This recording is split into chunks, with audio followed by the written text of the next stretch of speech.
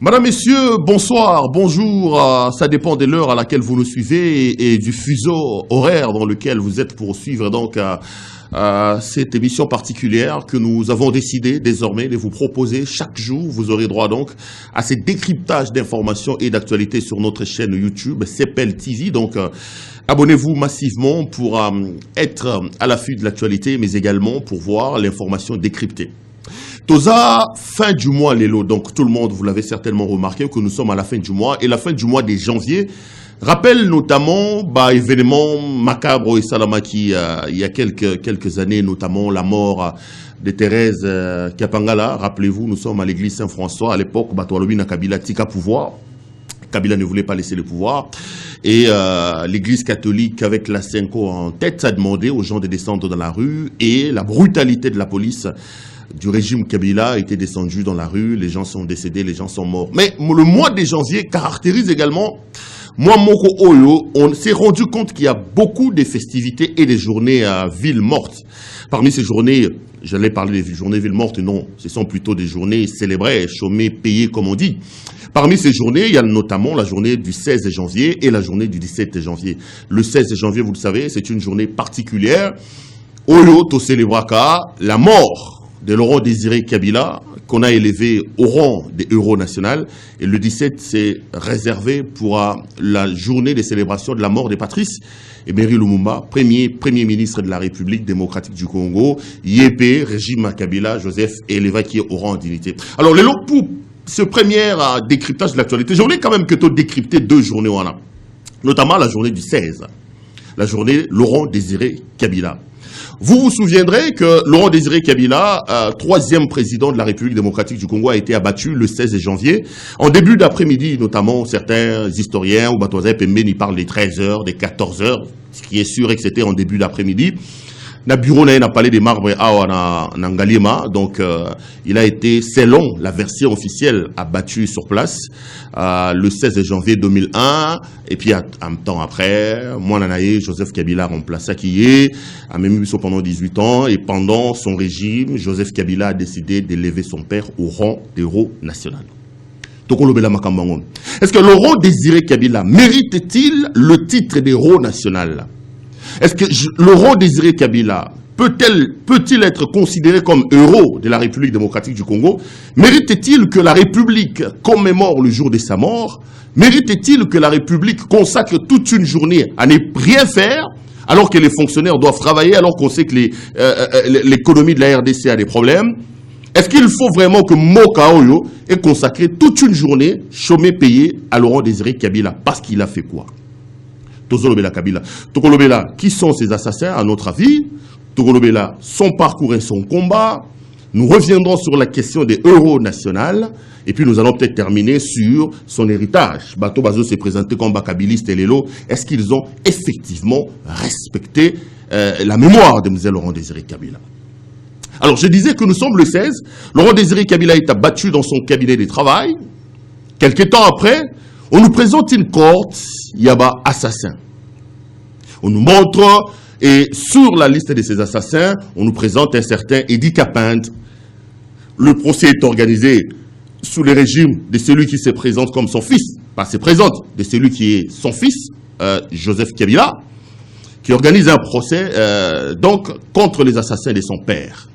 Mais l'histoire retiendra, et les grands historiens l'ont effectivement dit. Beaucoup de personnes ont été condamnées. Ils croupissent aujourd'hui, ça fait 20 ans en prison. Mais les éléments à disposition et les indices démontrent suffisamment que ce sont les innocents qui sont en prison. Il est clairement établi aujourd'hui que les gens comme Edi Kapende, que les gens comme les Leta et toutes ces personnes-là qui se retrouvent aujourd'hui en prison, ce ne sont pas les vrais assassins de Laurent Désiré Kabila.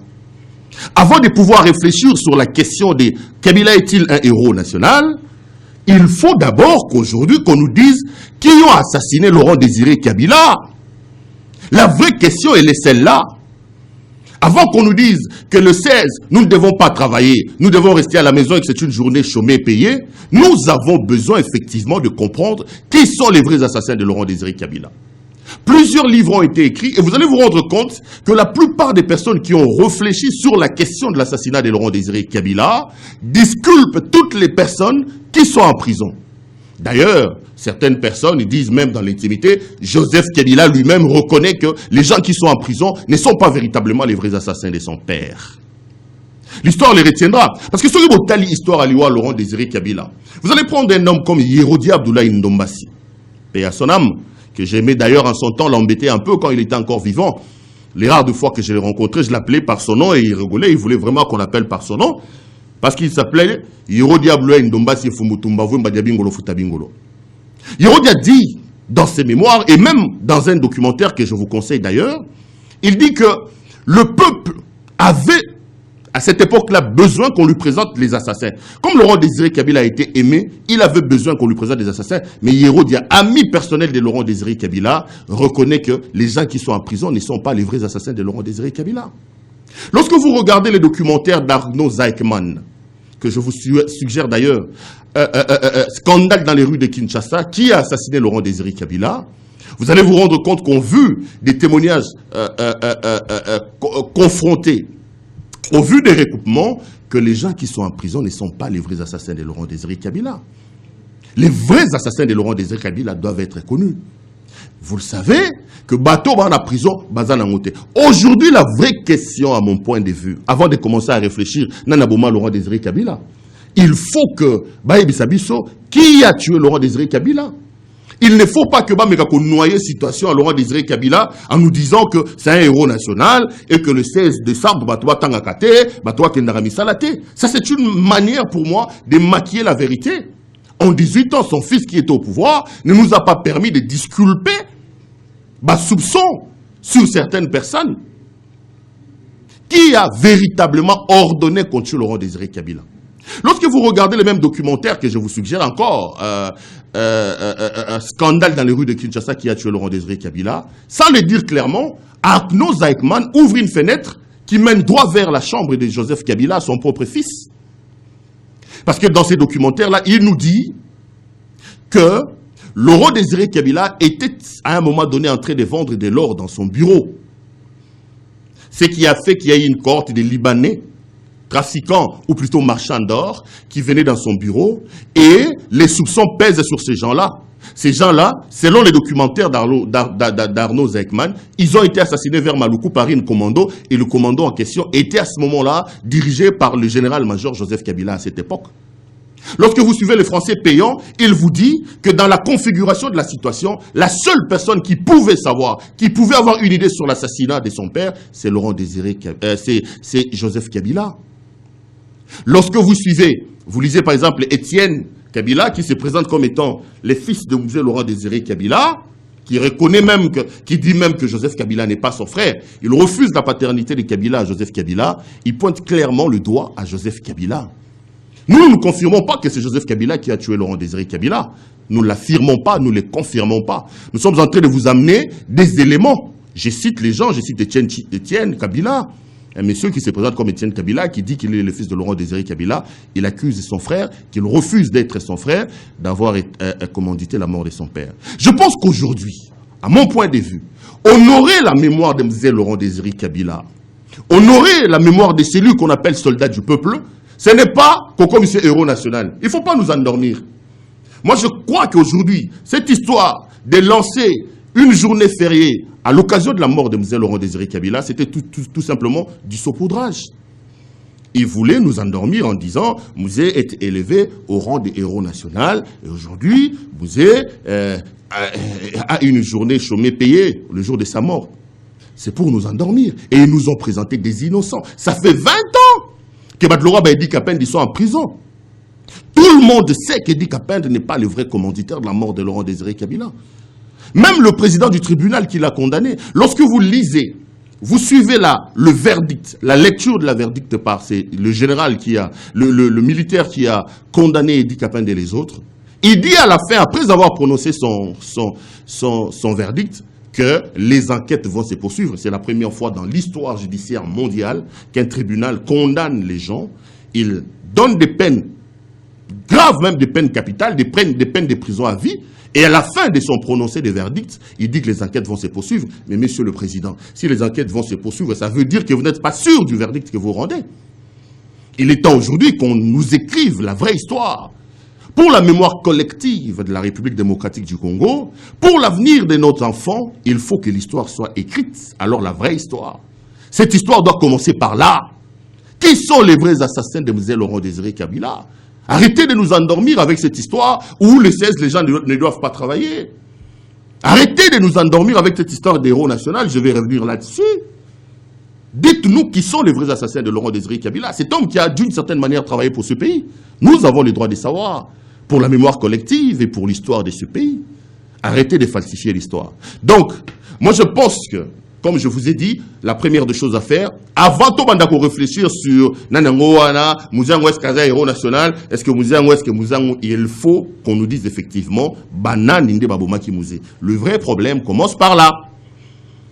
Les vrais problèmes commencent par là. Malheureusement, le président de la République a dit qu'il ne va pas fouiner dans le passé. Et lorsqu'on lui pose la question sur les Edi Kapend qui sont véritablement innocents, tout le monde le sait, il dit que c'est un dossier sensible. Tout le monde sait que c'est un dossier sensible. Sensible par rapport à quoi? Sensible par rapport à qui? Ce sont des pères de famille. Certains sont morts en prison, ils ont laissé leurs femmes et leurs enfants. Mouzé mérite mieux que toute cette mascarade ici, chers amis. Je pense que Mouzé Laurent Désiré Kabila mérite mieux que cette histoire du 16 janvier, que cette élévation au rang d'héros national pour nous cacher la vérité. C'est du saupoudrage. On a institué cette journée pour endormir les Congolais, pour endormir le peuple, pour que le peuple ne demande pas des comptes aux vrais assassins de M. Laurent Désiré Kabila. Nous devons commencer par là. Cet homme ne se repose pas en paix dans sa tombe à cause de ce genre de situation. Parce que lui-même, il sait qu'il est là. Et ce sont les vrais innocents qui croupissent aujourd'hui en prison. Dites-nous, messieurs, qui sont les vrais assassins de M. Laurent Désiré Kabila. Les problèmes doivent commencer par là. Ensuite, on nous dit que M. Laurent Désiré Kabila, c'est un héros national. Les kabylistes donnent des raisons. En 18 ans de pouvoir, lorsque vous faites une analyse critique des 18 ou 20 ans de pouvoir de Joseph Kabila, vous allez vous rendre compte que Joseph Kabila aura également eu le mérite de désacraliser tout. Kabila a désacralisé les fonctions étatiques. Kabila a désacralisé... Nous sommes le seul pays au monde où n'importe qui peut devenir n'importe quoi. C'est sous le régime de Kabila que nous avons eu des nominations des ministres fantômes. C'est sous le régime de Kabila que le président de la République a nommé des filles de 21 ans qu'il ne connaissait pas. C'est sous le régime de Kabila que nous avons eu un président de la République prendre l'ordonnance, nommant même des défunts. Rappelez-vous de sa dernière ordonnance sur la décentralisation, sur les entités territoriales décentralisées. Il a nommé même les défunts. Les gens qui sont déjà décédés ont été nommés par Joseph Kabila. À l'époque, pour être ministre, il y a un bulletin d'information que les services de renseignement doivent avoir sur toi. Ils doivent te connaître. Kalev était où à cette époque-là, lorsque Kabila nommait des morts? Certainement qu'il était là en train de réfléchir comment pérenniser ce régime de triste mémoire que les Congolais tiennent à tout prix à s'en débarrasser aujourd'hui. Toro Sololango peut-être prochainement. Mais revenons sur la question des héros nationaux. Alors, dans sa manière de désacraliser les fonctions, Kabila, je vais vous donner un exemple simple. À l'époque, il a chancellé de l'ordre national des léopards.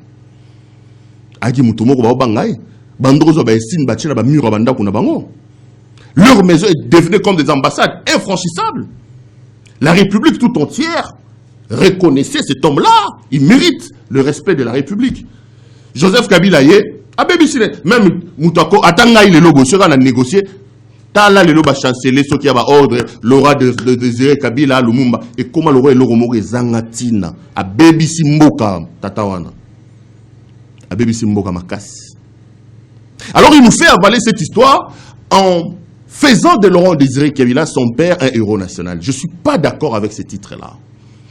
Parce que je pense que cette manière cavalière de galvauder les titres ne sert pas mon pays. Pour justifier ça, au roman kabiliste, entre guillemets, ils nous disent Laurent Désiré Kabila, c'est un héros national, il a combattu la dictature de Mobutu, on était ici pendant 32 ans, il y avait la DSP, il y avait ceci, Laurent Désiré Kabila nous a libérés. C'est faux.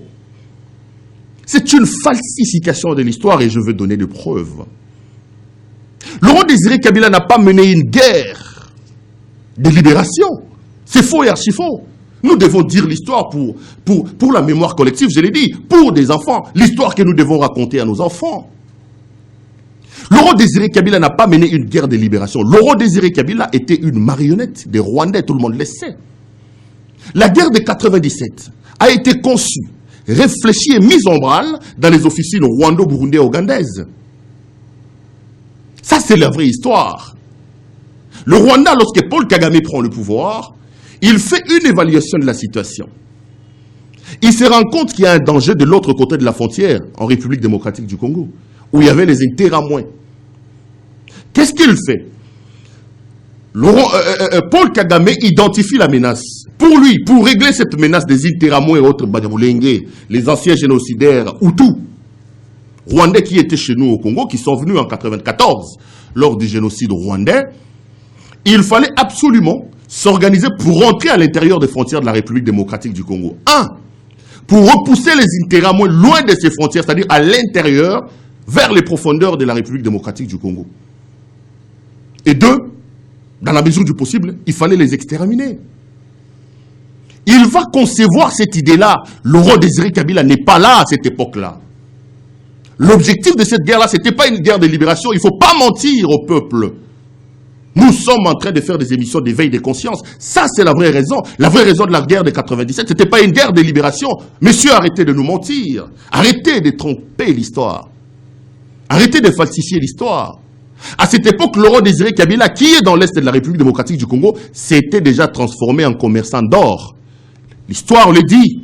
Et puis vous allez vous rendre compte que lorsque nous sommes au sortir des années 60, Che Guevara, lorsqu'il arrive dans le maquis des fils d'Ibaraka où se trouvait M. Laurent Désiré Kabila, dans le rapport, lisez l'histoire, lisez même les mémoires des personnes qui ont écrit les mémoires du grand révolutionnaire Che Guevara, dans les mémoires que Che Guevara fait à Fidel Castro, dans le rapport qu'il lui fait, il lui dit ceci: la personne auprès de qui tu m'as envoyé, ce n'est pas un révolutionnaire.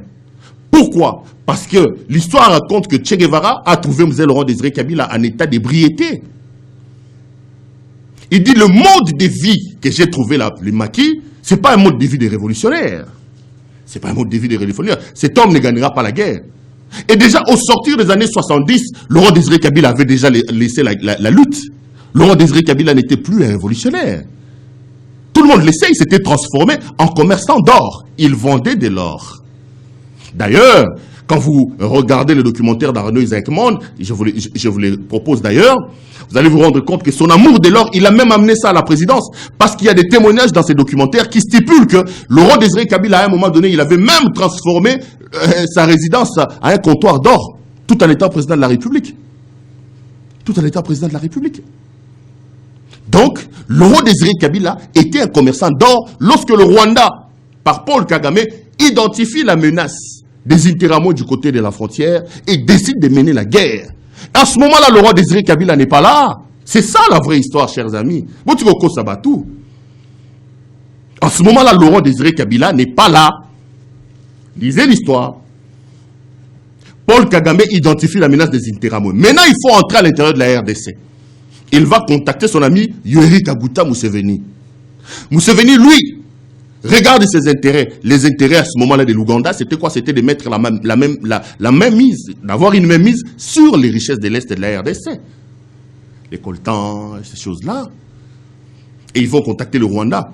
À un moment donné, ces trois pays étrangers convergent leurs intérêts. Les intérêts géostratégiques du Rwanda, c'était la menace des Interahamwe qui sont de l'autre côté de la RDC. Il faut soit les exterminer, soit les repousser vers l'intérieur. L'Ouganda, lui, est venu pour l'argent. Ils convergent. Mais non, lorsqu'ils se mettent ensemble et qu'ils vont concevoir de chasser le Congo de Mobutu, quand vous nous dites que Laurent Désiré Kabila a mené une guerre de libération, c'est faux. Je voudrais que quelqu'un vienne sur ces plateaux et qu'il vienne me contredire. Alors, il fallait légitimer maintenant cette guerre-là. Il fallait trouver un Congolais pour donner l'impression que c'était une guerre congolaise, congolo-congolaise. Parce que ces trois pays-là ne pouvaient pas rentrer. Ils fuient maintenant dans l'histoire du Congo. C'est là qu'ils vont se rendre compte qu'il y a un commerçant d'or ancien maquisard à l'époque, qui s'appelle Laurent Désiré Kabila. Là, Kabila n'est pas là, cher ami. C'est ça la vraie histoire. Et ces 3 pays étrangers vont aller prendre Laurent Désiré Kabila comme une marionnette qu'ils vont mettre devant leur guerre, cette guerre qui n'a pas d'objectif de libérer le Congo. Quand ils ont pris Kabila, ils lui ont pas dit Kozo Kendo Bengala Mobutu. Non, ils savaient qu'ils n'allaient pas arriver à Kinshasa. Lisez l'histoire. Et d'ailleurs, eux-mêmes, lorsque vous suivez le tout dernier documentaire qui a été fait sur la guerre du Congo, Yoweri Kaguta Museveni, dans cette interview, il dit notre objectif c'était de s'arrêter à Kisangani. Tout le monde le sait. Parce qu'il savait quoi? Lorsqu'il pénètre l'est de la République démocratique du Congo, le Rwanda repousse les Interahamwe vers l'intérieur du Congo, il gagne sa mission. En remontant vers l'Ituri, en prenant l'est de la RDC, ils ont les mines de coltan et tout ça dans l'est. En descendant vers Beni Butembo et en prenant Ituri, ils ont les mines d'or. Parce que c'est un Ituri qui a un peu plus d'or. Et cet or-là, ils arrivent à Kisangani, ils transforment Kisangani comme un centre de négoce, comme c'est une grande ville, pour évacuer leurs biens. Là, ils font 2 coups. C'est-à-dire, le Rwanda gagne son coup en repoussant les Interahamwe, et puis l'Ouganda gagne en ayant le contrôle des mines d'or, mais aussi des coltans. D'ailleurs, lisez l'histoire. Quand ils sont entrés, on vous parle du massacre des Tingitingi, du camp des Tingitingi. Ce massacre des Tingitingi rentrait justement dans l'objectif de la guerre menée par le Rwanda, utilisant Laurent Désiré Kabila comme marionnette, s'il vous plaît. C'est ça la réalité. C'est ça la vérité, chers amis. Et lorsqu'ils prennent Laurent Désiré Kabila comme marionnette, ils entrent à l'intérieur de la République démocratique du Congo, ils tuent, comme le Rwanda le voulait, les Interahamwe dans le camp des Tingitingi. Lorsqu'ils progressent, ils arrivent vers Kisangani, c'est à ce moment-là qu'ils vont se rendre compte que Mobutu n'a plus d'armée. Lorsque Kisangani tombe, Mobutu n'a plus d'armée. Qui ne se battait pas, que les forces armées zaïroises, nos vaillantes phases à l'époque, prenaient la poudre d'escampette devant les troupes rwando-ougando-burundaises.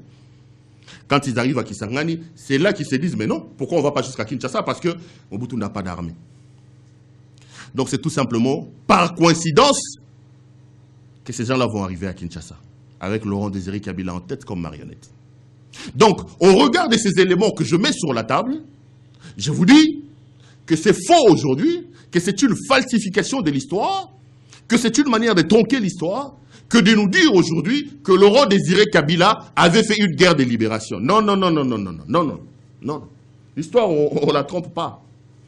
Kabila n'a pas fait une guerre de libération. Kabila était une marionnette des Rwandais. Il servait à ce moment-là les objectifs du Rwanda, de l'Ouganda et du Burundi. Il était là comme une marionnette que ces 3 pays l'avaient mis pour légitimer. Il fallait un Congolais à la tête. Comme ça qu'ils sont allés prendre Kabila, qui était déjà à ce moment-là commerçant d'or. Mais Kabila est un peu intelligent.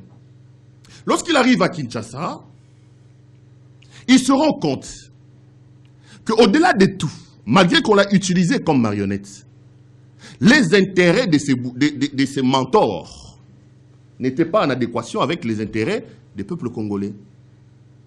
Intelligent qu'il est, il va se séparer de ces hommes-là. C'est à ce moment-là que je lui tire un peu mon chapeau. Laurent Désiré Kabila va décider de se séparer du Rwanda, de l'Ouganda et du Burundi. D'où la guerre de 98. Nous sommes le 2 août, lorsqu'il demande aux Rwandais de partir. La guerre de 98 commence. Et le Congo va pratiquement se transformer à une sorte de guerre mondiale, parce qu'il y avait plus de 10 armées des pays étrangers qui se battaient ici chez nous. Il va se séparer de ces gens-là. Kabila réussira également à entrer dans le cœur des Congolais pour 2 raisons. La première raison, c'était le sentiment anti-Kabila, anti-Mobutu qui était né chez nous. Après 32 ans de dictature, tout ça, les Congolais ne voulaient plus. Bandego, à l'époque, à Tanga, la Zoa Munduki, c'est des sentiments de lassitude comme ça qui naissent dans plusieurs régimes. Quand vous allez en France, par exemple, quand Sarkozy voulait partir, il y avait un sentiment qu'on appelait anti-Sarkozy. On appelait ça l'anti-sarkozisme en France. C'est le même sentiment que nous avons senti ici chez nous en 2009. Joseph Kabila, c'était un homme honni par sa population, vomi. C'est un homme que le Congolais ne voulait plus. N'a pas élection, Oh, ça mène en 2019. Atangaï. Ata caméraman nangaou, petit nangaï nani. Jackson. Ata sera candidat. Banga va voter. La preuve est là. Kabila nous présente Emmanuel Shadari, le seul candidat qui a profité des moyens de l'État. Lisez la dernière lettre de l'ancien cadre de la GECAMINE qui a écrit à Félix Tshisekedi, lui révélant que 70 millions de dollars américains étaient sortis de la caisse de la GECAMINE pour permettre à Shadari de battre campagne. Ça, ce n'est qu'à la GECAMINE. Donc, malgré les moyens de l'État, c'est le seul candidat, Emmanuel Ramazani Shadari, qui a fait le tour de la République démocratique du Congo. Il a été battu aux élections. En fait, ce n'est pas Shadari qui a été battu aux élections, c'est Joseph Kabila. Les gens voulaient donner une correction, ils voulaient se séparer de Kabila. Et Shadari incarnant Kabila, c'est comme ça qu'il a subi cette sanction-là. Alors, Laurent Désiré Kabila arrive dans un contexte comme ça où les gens ne veulent plus de Mobutu. Les gens vont l'embrasser parce que les gens ne voulaient plus de Mobutu. Deuxième chose, l'homme va quand même se montrer un peu patriote dans certaines de ses actions. Notamment, en emmenant une certaine discipline, les Kinois peuvent en témoigner. Bilor Ofanda, ceux 4, ceux 5, Naban et Sili. Il nous crée les cantines populaires, les gens sont contents. Il paye les militaires. $100, les gens sont contents. Il crée les CPP avec l'affaire de... avec notamment Kanyama KCC. Il démontre un certain patriotisme dans sa façon de faire. C'est comme ça que Laurent Désiré Kabila va avoir cet engouement populaire, cette adhésion populaire des Congolais autour de lui, autour de la personne. Autour de lui. Mais aujourd'hui, les amis, je vous explique que, 1, la guerre de 97 n'était pas une guerre de libération au départ. Et puis de 2, ces éléments que j'évoque, notamment l'anti-moboutisme qui était pratiquement à son comble, mais aussi les quelques actions patriotiques posées par M. Laurent Désiré Kabila, ça ne fait pas de lui un héros national. Ne nous trompez pas. Il faut à un moment donné qu'on revoie cette affaire parce que c'est une escroquerie de l'histoire. C'est une tromperie de l'histoire, cette histoire de faire de Laurent Désiré Kabila héros national. C'est une escroquerie. Ces éléments-là ne font pas de lui héros national. Parce que même dans le fond, je parle de la gestion de Laurent Désiré Kabila. C'est vrai qu'il était aimé par le peuple. C'est vrai qu'il a posé quelques actions. Mais il y avait aussi l'envers du décor de son comportement. Laurent Désiré Kabila, en 4 ans, il s'est montré un vrai dictateur. Première décision, il prend, il suspend toutes les institutions de la République. Il s'érige lui-même en vraie institution, tout ça, en créant un parlement où il a mis Mme Oumatou comme président et le parlement obéissait à Laurent Désiré Kabila au doigt et à l'œil. Deuxième décision, digne d'un grand dictateur, il dissout tous les partis politiques. Aucun parti politique ne doit exister. Il nous ramène dans l'affaire de parti-État, où vous avez les gens de l'AFDL, les gens des CPP qui avaient le droit de citer. Les autres partis politiques ne pouvaient pas exister. Ce sont des éléments d'un grand dictateur.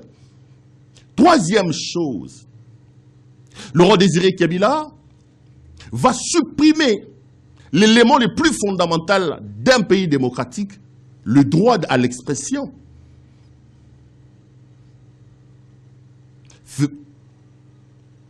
Etienne Tshisekedi va lui dire, cher frère, Tozong Sabarwandais, seulement parce que Tshisekedi a dit ça, à Zuye, allez, relégation à Kabeyaka Monga. Donc les gens n'avaient plus le droit de parler. Il a muselé les droits d'expression dans ce pays, cet homme. On ne peut pas dire d'un homme comme ça que c'est un héros national. Vous voulez tromper qui?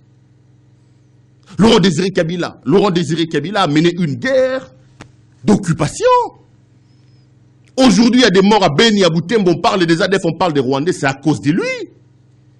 Qui nous a fait entrer les Rwandais dans ce pays, chers amis? On ne connaissait pas le Rwandais ne parlait pas devant les Congolais. C'est lui, Laurent Désiré Kabila.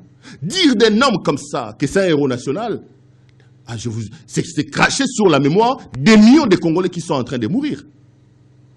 Laurent Désiré Kabila a enrôlé les enfants mineurs dans l'armée. Aujourd'hui, s'il était vivant, sa place serait à la Cour pénale internationale, la CPI. C'est un crime de guerre, enrôler les enfants dans l'armée. Je vous rappelle ici que le président de l'UPC, Thomas Lubanga, a été condamné à la Cour pénale internationale pour enrôlement d'enfants soldats dans les groupes armés. Le fameux Kadogo qu'on avait ici. Qui peut accepter que son fils de 8 ans, moi j'ai 3 enfants, l'aîné à 9 ans, comme il a routier dans le groupe armé. Qui peut accepter que son enfant de 10 ans, que son enfant de 12 ans, que quelqu'un, au nom d'une guerre sans nom, a joué à côté d'un quatre armées. Mais ça, c'est ce que Laurent Désiré Kabila a fait. C'est ce qu'on ne veut pas qu'on nous dise. C'est ce qu'on ne veut pas qu'on nous dise. L'homme est responsable des crimes contre l'humanité. Aujourd'hui, pour maquiller l'affaire de ces vrais assassins, on nous dit que c'est un héros national. Mais dire d'un monsieur comme ça qu'il est héros national, c'est tout simplement cracher sur la mémoire des Congolais. Je pense qu'il est temps qu'on réécrive l'histoire, alors la vraie histoire, sur le combat, sur la vie, sur l'assassinat, et même sur la gestion de Laurent Désiré Kabila. Et tout porte à croire que si on fait une analyse scientifique neutre, on dira, on arrivera à une seule conclusion, que l'homme ne mérite pas qu'on dise de lui qu'il est héros national. C'est vrai qu'il a posé quelques actions, je les souligne, je l'ai dit. C'est vrai. Sur le plan économique, l'amiba est tombée par terre à cause de Laurent Désiré Kabila. Il a saigné à blanc l'amiba, au nom d'un principe, comment il appelait ça, effort de guerre. L'amiba est tombée. Aujourd'hui, tous les Wewa que vous avez dans les rues de Kinshasa ici viennent d'où? Ce sont les anciens mineurs de l'amiba.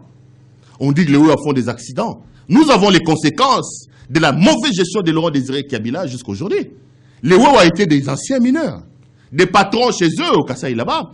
Parce qu'ils allaient à l'amiba, ils prenaient des pierres de diamants, ils vendaient, ils se mariaient à 4 femmes quand il a son argent. Ils vivaient paisiblement là-bas. Mais il a mis l'amiba à genoux, au nom d'une certaine effort de guerre. Mais aujourd'hui, je vois les gens nous dire que cet homme-là, c'est un héros national. Non. Il ne faut pas falsifier l'histoire.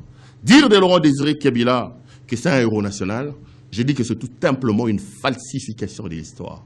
Et je n'accepte pas cette manière tronquée de raconter l'histoire à nos enfants. Mes enfants ont droit de connaître l'histoire de ce pays, alors la vraie histoire. Pas l'histoire tronquée, falsifiée, conçue dans les officines péperdiennes, FCCiennes, tout ça. Non. La vraie histoire. La vraie histoire, il faut qu'on nous dise qui a tué Laurent Désiré Kabila. Ça, c'est de la vraie histoire. Après, aujourd'hui, on ne permet pas à Laurent Désiré Kabila de se reposer comme il faut. Parce que les gens qui prétendent être ses successeurs ont mis de côté son combat, son idéologie.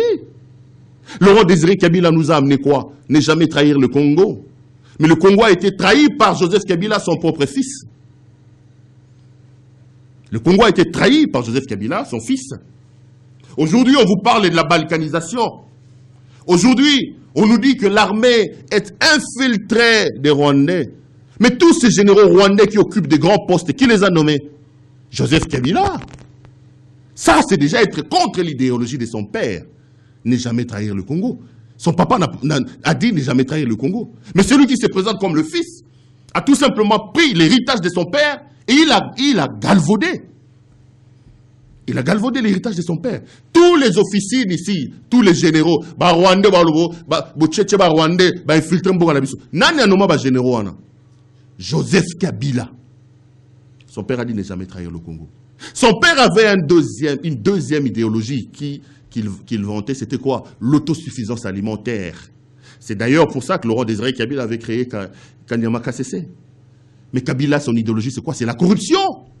Lisez le tout dernier rapport avant que Kabila ne parte des Transparency International. Nous sommes le tout dernier, parmi les tout derniers pays les plus corrompus au monde. Joseph Kabila, son héritage, c'est quoi? C'est le pillage. Lisez le tout dernier rapport de Bloomberg sur la gestion catastrophique de la Gécamine. Une entreprise saucissonnée. D'ailleurs, dans ces rapports-là, on dit qu'il y a même des enfants mineurs qui ont des précarés miniers dans le Grand Katanga, même s'il a donné une interview avant de partir où il contestait ça.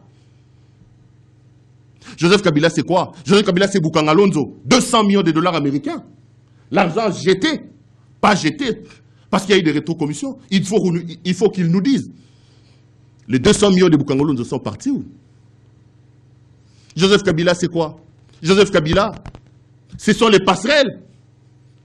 Joseph Kabila, c'est quoi? C'est le petit bureau à l'aéroport international d'Ndjili de la présidence qui nous a coûté 11 millions de dollars américains. Joseph Kabila, c'est quoi? Joseph Kabila, c'est l'affaire Panama Papers avec sa sœur Jeannette Kabila, où on parle des milliards de dollars américains. C'est pas ça l'idéologie de Mzee, messieurs. Ces gens ont détruit, ils ont galvaudé Mzee Laurent Désiré Kabila. Moi, je suis sûr que dans sa tombe, Kabila ne se repose pas en paix.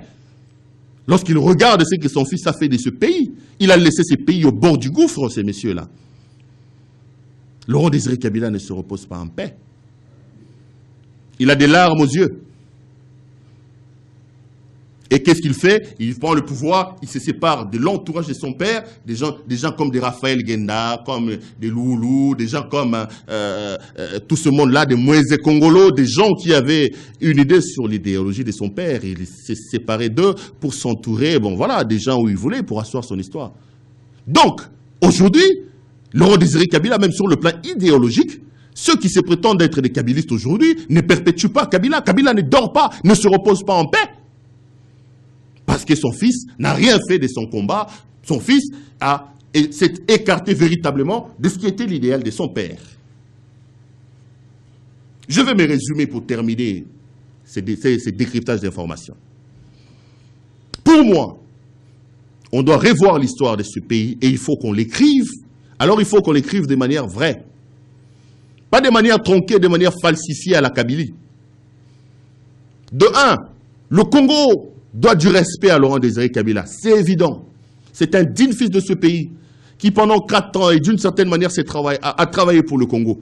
Je suis convaincu, je suis avec vous. Là, il n'y a pas de débat à faire.